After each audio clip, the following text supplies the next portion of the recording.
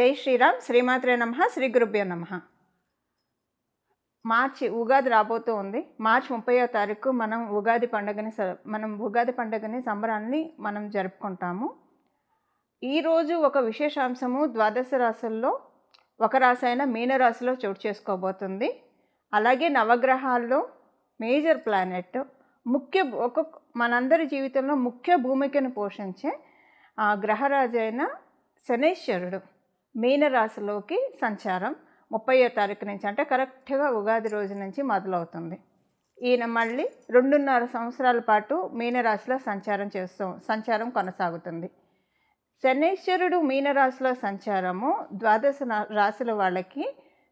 లగ్నాల వాళ్ళకి ఎలాంటి ఫలితాన్ని సూచిస్తుంది? ముఖ్యంగా ఇప్పుడు మనం తెలుసుకోవాల్సిన అంశం ఏంటంటే, ఇన్నాళ్ళు ఏలినాడు శని అనుభవిస్తున్న రాశులో ఒక రాశి అయిన మకర రాశి వాళ్ళకి ఏలినాడు శని అయిపోతుంది. ఈ ఉగాది నుంచి ఏలినాడు శని అయిపోతుంది. అలాగే అష్టమ శని అనుభవిస్తున్న కర్కాటక రాశి వాళ్ళకి అష్టమ శని అయిపోతుంది. అర్ధాష్టమ శనిని అనుభవిస్తున్న వృశ్చిక రాశి వాళ్ళకి అర్ధాష్టమ శని అయిపోతుంది. చూడండి, ఈసారి ఎంత విశేషాంశం వచ్చిందంటే, మామూలుగానే శనైశ్వరుడు ఒక్కొక్క రాశిలో మారినప్పుడు మనం చాలా ప్రత్యేకంగా చూస్తాము. అందున ఈసారి ఉగాది రోజునే చోటు చేసుకుంది. అంటే ఉగాది రోజు మకర రాశి వాళ్ళు ఏలినాడు శని నుంచి విముక్తి పొందుతున్నారు. కర్కాటక రాశి వాళ్ళు అష్టమ శని నుంచి విముక్తి పొందుతున్నారు. వృశ్చిక రాశి వాళ్ళు అర్ధాష్టమ శని నుంచి విముక్తి పొందుతున్నారు. ఇవే లగ్నాలైనా కూడా మీరు విముక్తి పొందుతున్నట్లే. రాశి మరియు లగ్నం ఈ 3 రాశుల్లో వస్తే కనుక మీరు కూడా విముక్తి పొందుతున్నట్లే. అయితే ఏలినాడు శని, అష్టమ శని, అర్ధాష్టమ శని డెఫినెట్గా ఏదో ఒక మంచి అయితే చేసే వెళ్తుంది. ఆయన ఎంత మనల్ని కొన్ని లైఫ్ లెసన్స్ ఇచ్చినా సరే మంచి చేసే వెళ్తాడు. ఖచ్చితంగా ఏదో ఒక మంచి కర్కాటక రాశి వాళ్ళకి ఇల్లు కొనుక్కోవడమో, పెళ్ళి కాకపోతే పెళ్ళి అవ్వడమో, ఇప్పుడు అంటే కర్కాటక మరియు వృశ్చిక రాశి వాళ్ళకి డెఫినెట్గా ఏదో ఒక ఈవెంట్ ఇంట్లో అయితే అవుతుందండి. అది ఇల్లు కొనుక్కోవడం కావచ్చు, లేకపోతే కనుక పిల్లలకి సంబంధించిన ఏమైనా శుభకార్యాలు కావచ్చు, పెళ్ళిళ్ళు కావచ్చు, ఉపనయనాలు కావచ్చు, ఏదైనా సరే ఒక శుభాంశ అయితే ఖచ్చితంగా ఆయన చేసే తీరుతాడు. ఇప్పుడు అది అయిపోయింది. ఆ పీరియడ్ ఈ రాశుల వాళ్ళకి అయిపోయింది. అలాగే కుంభరాశి వాళ్ళకి ఏలినాడు శని ఇంకా కొనసాగుతుంది. 3వ ఫేజ్లో ఉంటారు. మీనరాశి వాళ్ళకి 2వ ఫేజ్లో ఏలినాడు శని ఉంటుంది. మేషరాశి వాళ్ళకి ఈ సంవత్సరం ఉగాది నుంచి, అంటే కరెక్ట్గా మనకి ఈ ఉగాది నుంచి మేషరాశి వాళ్ళకి ఏలినాడు శని స్టార్ట్ అవుతుంది. అలాగే అష్టమ శని సింహరాశి వాళ్ళకి మొదలవుతుంది. ఇప్పుడు అర్ధాష్టమ శని ధనుర్రాశి వాళ్ళకి మొదలవుతుంది. ఇప్పుడు ఏలినాడు శనిలో ఈ ఉగాది నుంచి ఉండేవాళ్ళు ఎవరెవరంటే కుంభరాశి వాళ్ళు, మీనరాశి వాళ్ళు మరియు మేషరాశి వాళ్ళు. ఈ 3 రాశుల వాళ్ళకి ఏలినాడు శని జరుగుతుంది. అష్టమ శని సింహరాశి వాళ్ళకి జరుగుతుంది. అర్ధాష్టమ శని ధనుసు రాశిలో పుట్టిన వాళ్ళకి జరుగుతుంది. మీరు ఈ రాశుల్లో పుట్టినా లేదా ఈ లగ్నాల్లో పుట్టినా సరే ఏలినాడు శని, అష్టమ శని, అర్ధాష్టమ శని ఎఫెక్ట్ ఉంటుంది. అసలు శనైశ్వరుడు మీనరాశిలోకి రాక ద్వాదశ రాశుల వాళ్ళకి ఎలాంటి ఫలితాన్ని ఇస్తుంది, ద్వాదశ లగ్నాల వాళ్ళకి ఎలాంటి ఫలితాన్ని ఇస్తుందో ఇప్పుడు మనం చూద్దాం. ఇందులో మోస్ట్ బెనిఫిటెడ్ రాశి మనం మీనరాశిలోకి శనైశ్వరుడు అడుగు పెడుతున్నాడంటే 2.5 సంవత్సరాల పాటు ఇక్కడ ఉంటారు. 2.5 సంవత్సరాల పాటు మీనరాశిలో శనైశ్వరుడు సంచారము మోస్ట్ బెనిఫిటెడ్ రాశులు వచ్చేసేసి అందులో ఒకటి వృషభ రాశి. మీరు వృషభ లగ్నంలో పుట్టిన శనైశ్వరుడు ముందే మీకు పరిపూర్తి రాజయోగాన్ని ఇస్తాడు. అందులో ఆయన ఇప్పుడు లాభస్థానంలో సంచారం చేస్తున్నారు. అలాగే తులారాశి వాళ్ళకి షష్ఠ స్థానంలో సంచారం చేస్తూ ఉన్నారు. మీ వృషభ తులారాశుల వాళ్ళకి శనైశ్వరుడు రాజయోగాన్ని ఇస్తాడు. ఆయన ఇప్పుడు చాలా కంఫర్టబుల్ ప్లేస్లో ఉన్నారు. అంటే 3, 6, 11 ఉపచయ స్థానాల్లో ఎప్పుడైనా శనైశ్వరుడు కావచ్చు, రాహు భగవానుడు కావచ్చు, కేతువు కావచ్చు, ఇలాగ కొన్ని ప్లానెట్స్ చాలా బాగా వండర్ఫుల్గా వర్కింగ్ ఉంటుంది. అంటే మంచి రిజల్ట్స్ ఇస్తారు. విడివిడి స్థానాల్లో ఉంటే వీళ్ళు కొన్ని స్థానాల్లో అనుకూలం కాదు అని అనుకుంటాం కదా, కానీ ఉపచయ స్థానాల్లో చాలా మంచి అనుకూలం. అలాగే మకర రాశి వాళ్ళకి మీ రాష్ట్రాధిపతి ఆయనే అవుతూ ఉన్నాడు. మీకు మీ రాశి నుంచి ఉపచయ స్థానంలో అంటే 3వ స్థానంలో ఆయన సంచారము. మనం ఓవరాల్గా చూస్తే వృషభ రాశి వాళ్ళకి, తులారాశి వాళ్ళకి, మకర రాశి వాళ్ళకి ఇది చాలా మంచి ఫేస్. మీనరాశిలో శనైశ్వరుడు ఉండడం అనేది చాలా మంచిది. అంటే మిమ్మల్ని పరిగెత్తిస్తాడు, ఫలితాలను కూడా ఇస్తాడు. ఇన్నాళ్ళు మీరు పరిగెత్తినా, ఎగిరి దంచినా, ఎగరకుండా దంచినా పెద్ద ఉపయోగం లేకుండా ఉన్నది అలా కాకుండా మీరు మీ వర్క్ చేయండి, నేను ఫలితాన్ని ఇస్తాను. ఎప్పుడు ఫలితాలు మనం ఏం చేయకుండా ఫలితాలను మటుకు శనీశ్వరుడు కూడా అలా కొన్నిసార్లు ఆయన ఇస్తాడు. మన జన్మజాతకంలో కొన్ని కాంబినేషన్స్ ఉంటాయి. మనకి స్మార్ట్ వర్క్తో మనీ వచ్చేది ఉంటుంది. బట్ ఇప్పుడు మీకేంటంటే కొంచెం ఈజీగా పనులన్నీ అవుతూ ఉంటాయి అన్నమాట. ఇదివరకు చాలా కాలం లాగైనవి ఇప్పుడు తొందరగా అయిపోతాయి. ఇదొకటి ఈ 3 రాసుల వాళ్ళకి. మరి మిగతా రాసుల వాళ్ళ సంగతి ఏంటి అంటే మిగతా రాసుల వాళ్ళకి ఈ ఉగాది మొదలుకొని వచ్చే ఉగాది వరకు కర్కాటక రాశి వాళ్ళకి శనీశ్వరుడి సంచారము నవమ స్థానంలో జరుగుతుంది. ఇది చాలా మంచిది. అంటే మనం చంద్రస్థానం నుంచి చంద్రస్థానం చూసుకుంటే ఆ రోజు చంద్రుడు నవమ స్థానంలో ఉంటాడు. మనకి ఉగాది రోజు కరెక్ట్గా చంద్రుడు నవమ స్థానంలో ఉంటున్నాడు. సో నవమ స్థానంలో చంద్రుడు ఉండగా ఏలినాటి శని జరుగుతూ ఉందంటే చాలా మంచిది.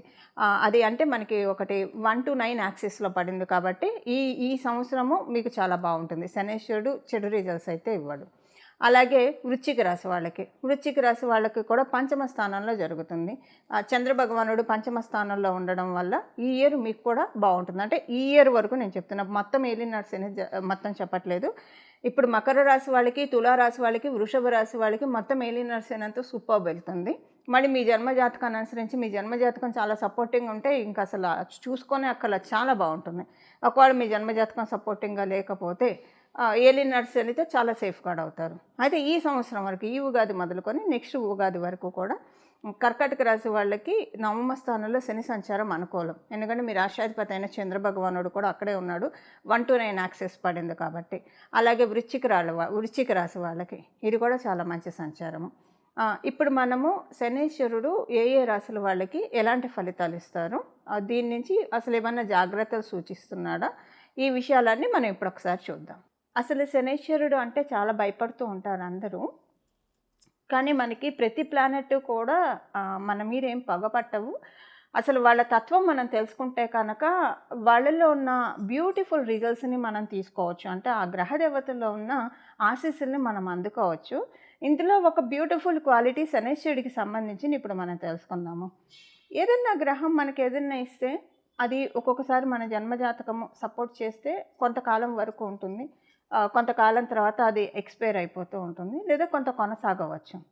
కానీ శనీశ్వరుడు ఎప్పుడైనా ఒకసారి వరాన్ని అనుగ్రహించినా, లేదా ఆయన ఒకవేళ మనకి శిక్షణ ఇచ్చినా అది చాలా కాలం ఉంటుంది. ఎందుకంటే ఆయన ఇవ్వడం కూడా నెమ్మదిగా ఇస్తాడు, దీర్ఘకాలికంగా ఇస్తాడు. మీకు ఉదాహరణకి చెప్తే శనీశ్వరుడు ఏదైనా రోగాన్ని ఇచ్చాడంటే అది ఇంకా ఒక పట్టాన తగ్గనివే. అంటే శనీశ్వరుడు ఇచ్చే రోగాలు అంటే ఆయనే రోగాలను ఇస్తారని కాదు. ఇప్పుడు షుగర్ ఇలాంటివి అయితే వేరే వేరే గ్రహాలు ఇస్తాయి మనకి. అంటే నేను మీకు అర్థం కావడానికి చెప్తున్నాను. ఏదైనా ఒక రోగం, ఇప్పుడు షుగర్ ఇలాంటివి వస్తే వాటిని మనం కంట్రోల్ చేసుకోవడమే కానివ్వండి, దానికి మనకి తగ్గడం అనేది ఉండదు. జస్ట్ కంట్రోల్లో ఉంచుకోవడం వరకే మన చేతిలో ఉంటుంది. షుగర్ కావచ్చు, బీపీ కావచ్చు. అంటే ఇవి ఇప్పుడు శనీశ్వరుడు ఇస్తాడని కాదు, జస్ట్ అది మనకి వేరే వేరే గ్రహాలు ఇచ్చినా నేను మీకు అర్థం కావడానికి ఎగ్జాంపుల్గా చెప్తున్నాను.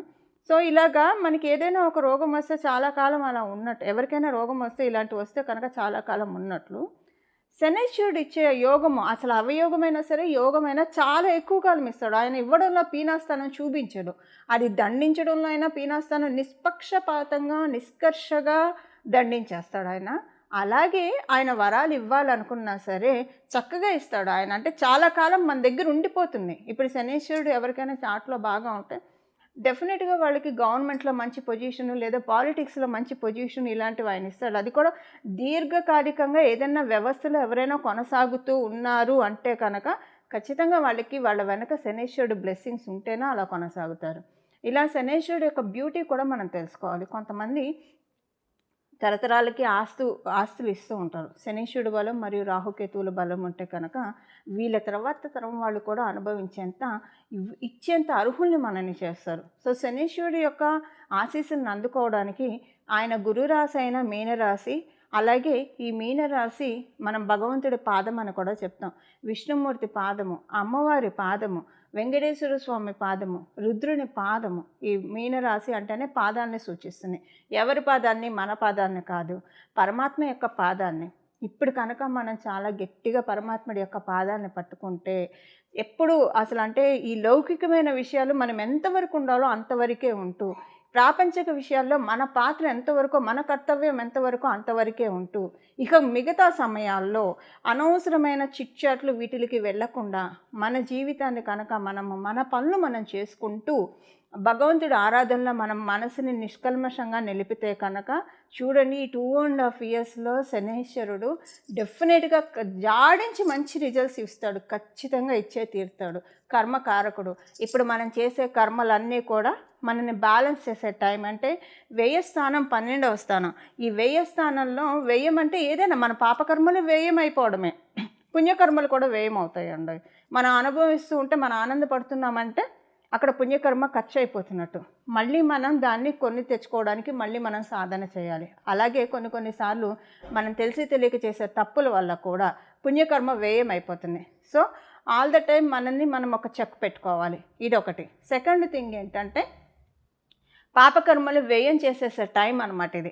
మీరు చాలా ఇబ్బందుల్లో ఉన్నారంటే ఇప్పుడు కనుక భగవంతుడి పాదాన్ని గట్టిగా పట్టుకుంటే కనుక మీకు చాలా కొండంత భారాన్ని ఆయన తీసేస్తాడు. ఇమ్మీడియట్గా రిజల్ట్స్ రాకపోయినా ముందు అసలు ట్రాఫిక్ క్లియర్ అయితేనే కదా మనం చేరుకోవాల్సిన డెస్టినేషన్ చేరుకునేది. అలా ట్రాఫిక్ని క్లియర్ చేస్తాడు. పాపరాశి అంతా కూడా చాలా వరకు కరిగించేస్తాడు. అలానే మంచి రిజల్ట్స్ కూడా ఇస్తాడు.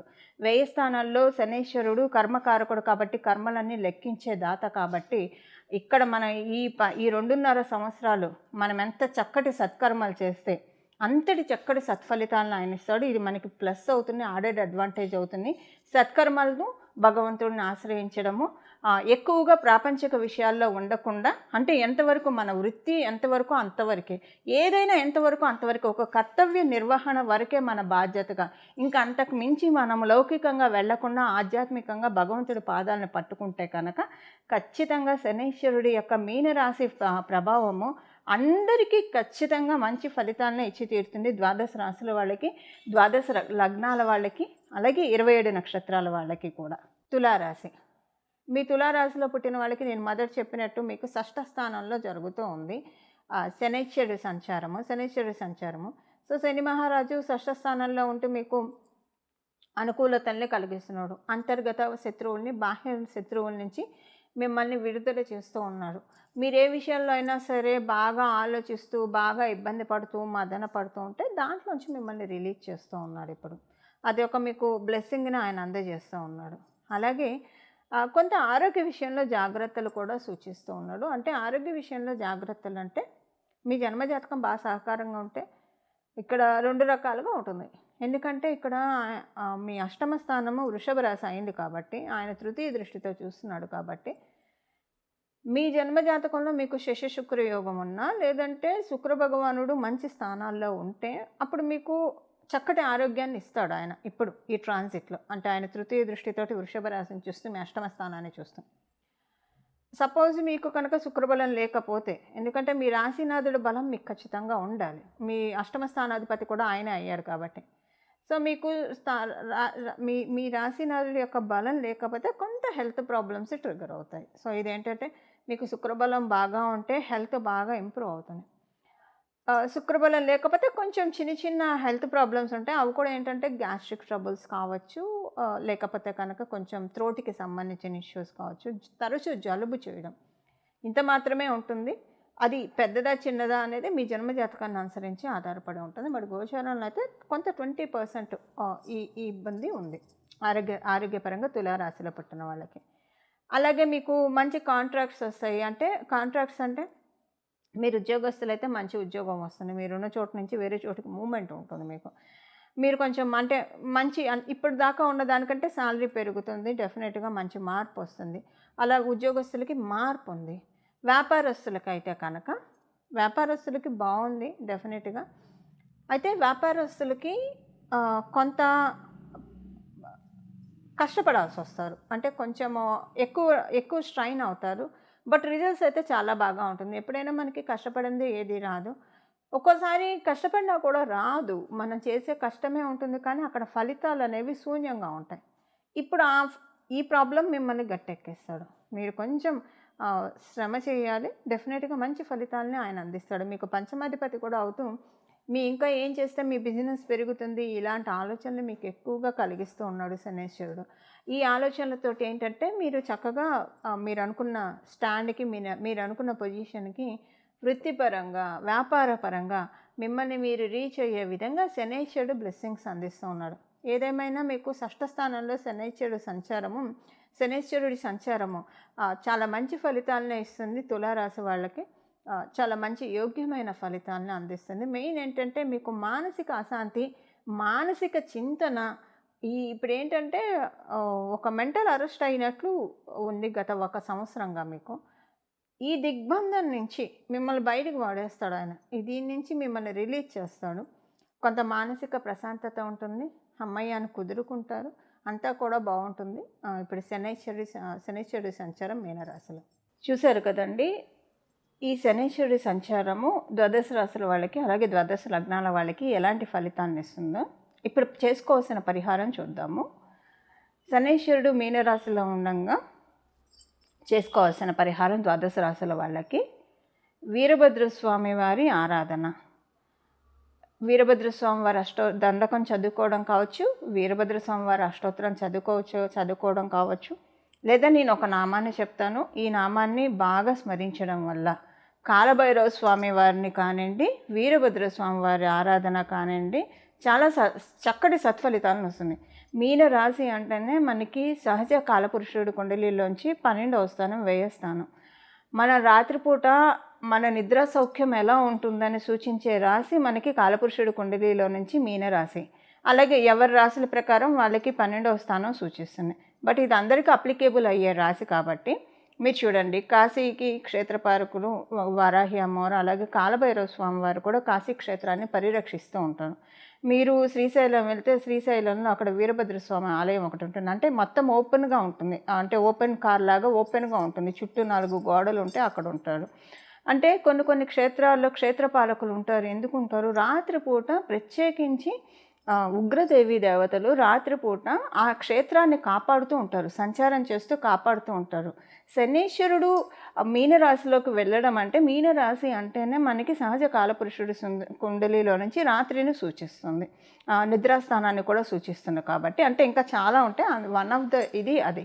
సో ఈ సమయంలో కనుక మనము వీరభద్ర స్వామి వారిని కానీ లేదా కాలభైరవ స్వామి వారి ఆరాధన కానీ చేయడము, అలాగే కుక్కలకి వీలైతే ఆహారం పెడుతూ ఉండడము, ఇవి చేయడం వల్ల చాలా చక్కటి ఫలితాలు వస్తాయి.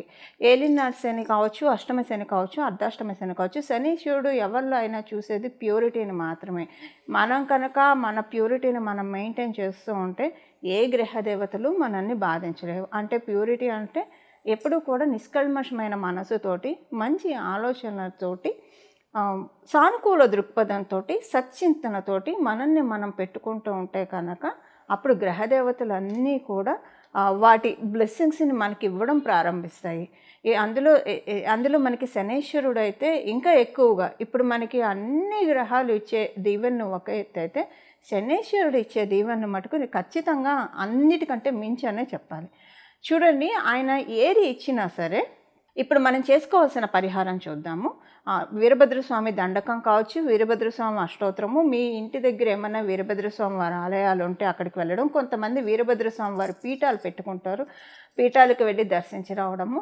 ఒకవేళ ఇవేవి లేవు అంటే ఇప్పుడు నేను చెప్పబోయే నామము కాలభైరవ స్వామి అయితే మనకి శివాలయాల్లో కనిపిస్తూ ఉంటారు. సో కాలభైరవ స్వామి వారిని తరచూ దర్శనం చేసుకుంటూ రావడము, కాలభైరవ స్వామి వారి ఆరాధన ఇది చేసుకుంటే కనుక మనకి మీనరాశిలో ఉన్న శనైశ్వరుడు చాలా చక్కటి ఫలితాన్ని ఇస్తారు. ఇప్పుడు వీరభద్ర స్వామి వారికి సంబంధించిన ఒక నామము మనం ఒకటి తెలుసుకుందాము. అలాగే భద్రకాళి అమ్మవారి ఆరాధన కూడా శనైశ్వరుడు చక్కటి ఫలితాన్ని ఇవ్వడానికి చక్కగా తోడ్పాటుగా ఉంటుంది. ఇప్పుడు మనం వీరభద్ర స్వామి వారికి సంబంధించిన ఒక నామాన్ని తెలుసుకుందాము. ఇది మీరు ఎప్పుడైనా సర్వకాల సర్వావస్థలో నామం కాబట్టి జపించుకోవచ్చు. మీకు వీలు కుదిరినప్పుడల్లా ఏ పనిలో ఉన్నా మనసులో ఈ నామాన్ని జపించుకోవడం వల్ల చాలా చక్కటి ఫలితాలు వస్తాయి. మీ జన్మ జాతకంలో ప్రతికూలతలు ఆయన ఏమన్నా ఇస్తుంటే వాటిని తొలగించి అనుకూల ఫలితాలని మనందరికీ కూడా అందజేస్తారు. ఈ నామం వచ్చేసేసి భద్రకాళి పాహిమాం వీరభద్ర రక్షమాం. భద్రకాళి పాహిమాం వీరభద్ర రక్షమాం. భద్రకాళి పాహిమాం వీరభద్ర రక్షమాం. ఈ నామాన్ని జపించాలి. ఈ నామాన్ని ఎప్పుడైనా జపించవచ్చు, సర్వకాల సర్వవస్థలో ఈ నామాన్ని జపించవచ్చు. నామానికి ఏ రకమైన అంటే నామానికి ఎలాంటి మనకి ఆచారాలు పాటించాల్సిన అవసరం లేదు. అందువల్ల ఈ నామాన్ని జపించడం వల్ల ఈ 2.5 years కూడా శనీశ్వరుడు ఇచ్చే మంచి రిజల్ట్స్ని మనందరం కూడా తీసుకోవడానికి చక్కటి అవకాశం ఉంటుంది. అలా మనందరం కూడా నవగ్రహ దేవతల ఆశీస్సులు తీసుకొని మన జీవితం అంతా శుభాంశాలతోటి అనుకూలంగా సాగాలని చెప్పి మనందరి తరఫున నేను కూడా ప్రార్థిస్తూ మంగళం. నమో భగవతే వాసుదేవాయ.